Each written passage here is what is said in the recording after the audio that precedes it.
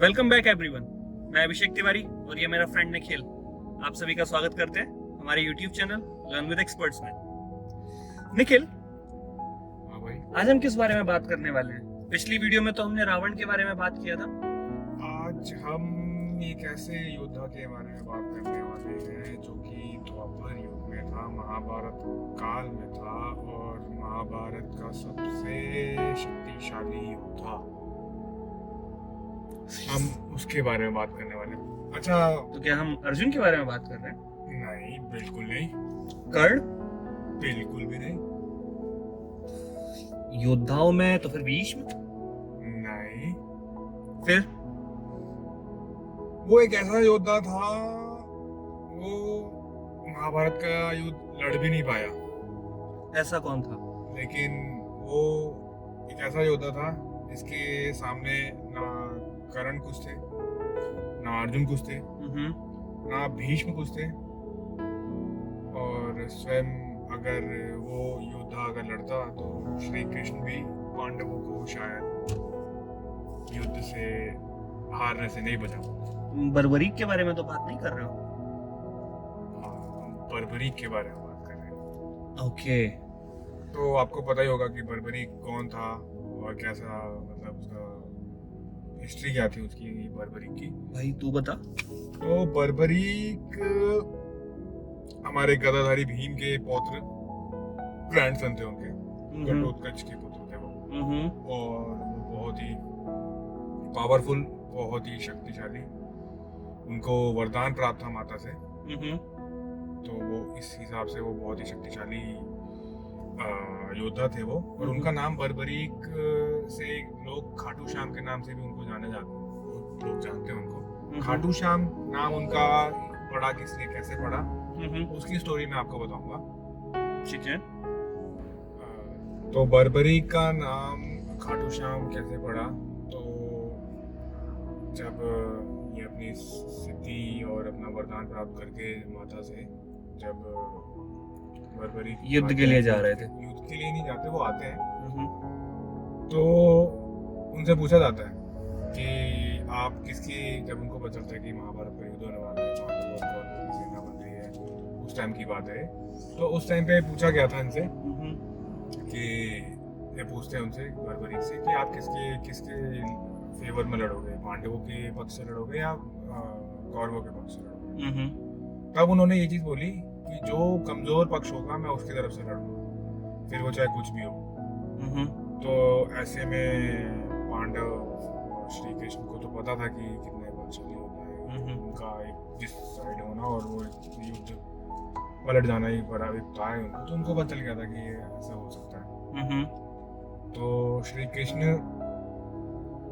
साधु का वेश धारण करके उनके पास जाते हैं, जहाँ ये पूजा कर रहे होते हैं, वहाँ पे जाते हैं साधु का वेश धारण करके श्री कृष्ण। तो श्री कृष्ण उनसे पूछते हैं।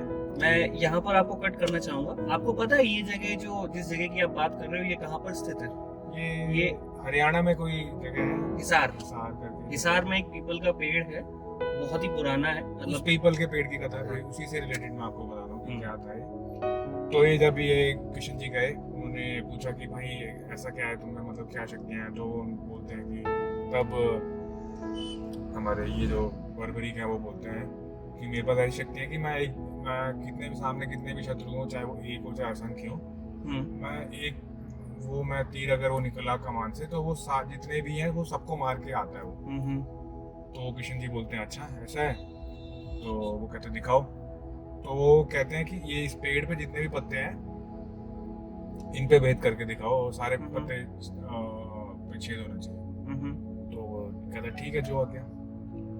तो वो चलाते हैं तीर और सारे पत्तों पे तीर वो लगता है सारा जाके, जो पत्ते गिर रहे होते हैं उन पे भी लगता है। एक तीर आके कृष्ण जी के पाँव के आसपास घूमने लगता है, घूमने लगता है, घूमता रहता है, घूमता रहता है।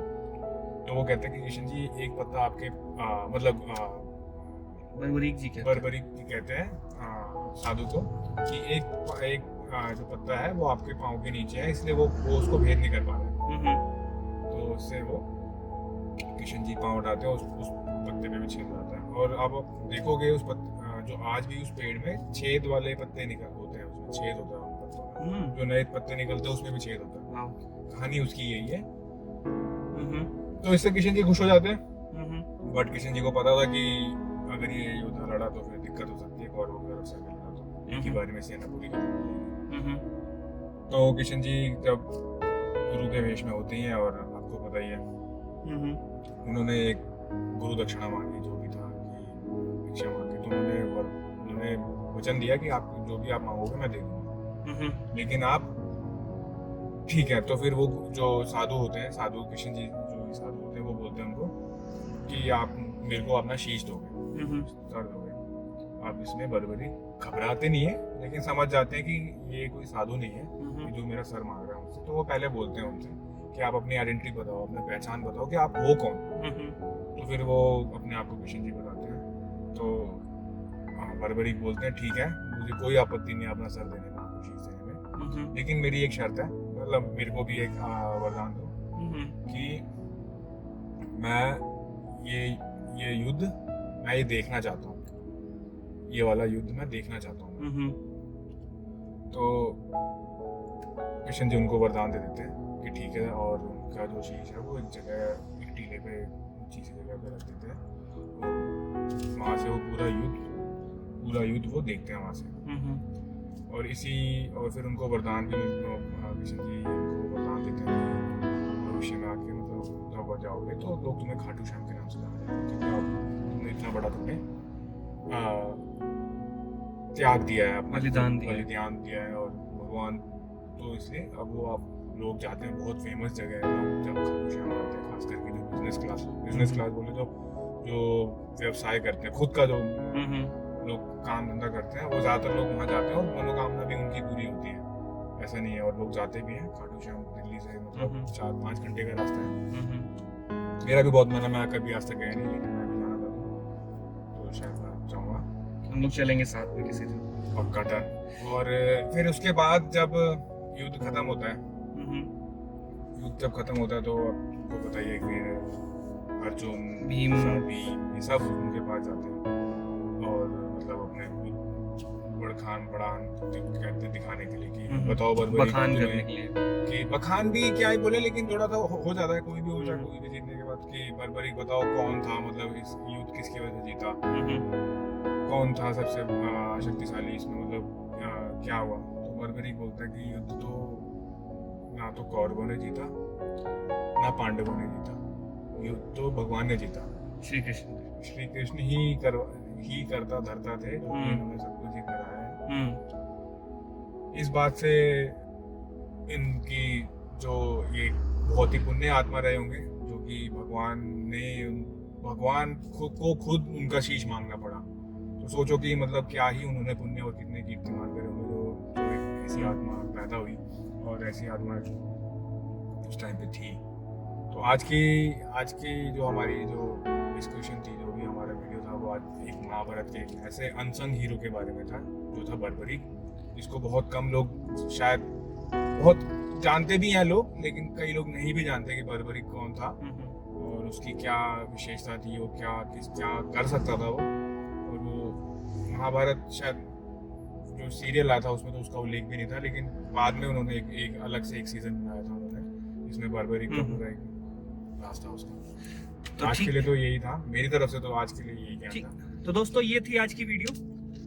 आप हमारी वीडियो को लाइक करें, और अगर आपको अच्छी लगी है तो हमारी वीडियो पे कमेंट करें, और हमारे चैनल को सब्सक्राइब करना ना भूलें। Thank you.